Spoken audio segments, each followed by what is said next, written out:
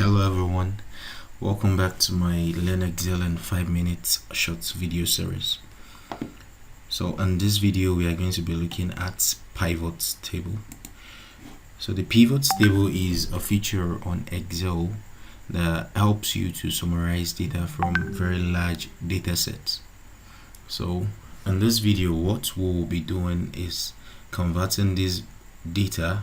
So this is a sales data from an imaginary company. It's actually generated data that contains the order number, the customer ID, the customer date, priority, quantity, product code, the price of each code, and the price of each unit, and the total cost. So what we'll be doing is summarizing these entire data and converting it into something and generating a summary that we can easily look at, which is something like this, using the pivot table, and then finally generating a chart that we can easily relate to. So without much further ado, let's get started. So the first thing that you need to know about the pivot table is that it is a feature that can be found under the Insert tab. So once you want to create your pivot table, once you have your list, the next thing that you have to do is to come to your list here, click anywhere within your list, make sure that it is well formatted, that is the headers are distinct from the other data. Click on the pivot table. It requests for you to select the table or range, but it Excel automatically detects the data. Now you get the option to choose whether you want it on a new worksheet or an existing worksheet. Selecting a new worksheet brings you to a new worksheet. So this is the interface for your pivot table. So it lists all your columns, your column headers. It lists it on this side. Then you also have various fields for your Excel. So let's just look at what Excel automatically does once we tick some of these columns that we want to summarize by. So first we are going to be going by the product code. So it automatically puts the product code. You can either click it by checking it or dragging it to your preferred field.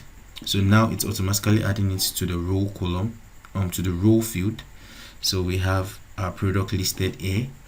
We can also then tick the total cost. So Excel automatically generates the sum of the total cost by column, by product. So it really saves you a lot of headache. So automatically, by just generating your pivot table and selecting these two things, you have a summary of your data. Now let's assume that you also want to break it down by the priority. So once you click on this priority, it automatically adds it to your row, which is located here.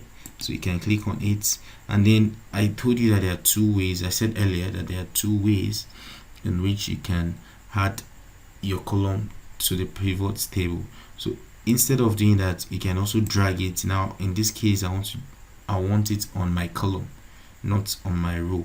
Adding it to my row will create a subgroup under each of the products. So once I add it to my column, I have each of the priority A, priority B, and priority C broken down for my pivot table. So that is the summary. When it comes to pivot table, you have your data easily summarized into something that you can relate with in very short time. So in order for us to quickly create the charts that will characterize our data by the product and priority, all we need to do is come straight to the pivot chart here, and then it brings us to this recommended. It gives us a recommended column. Select OK, then you can design it as you like. So whatever design that you're choosing. So this was the design that was opted for our pivot table. So that will be all for now. Thank you for watching my introduction to pivot table. Don't forget to subscribe and like this video. Also don't forget to hit the little bell icon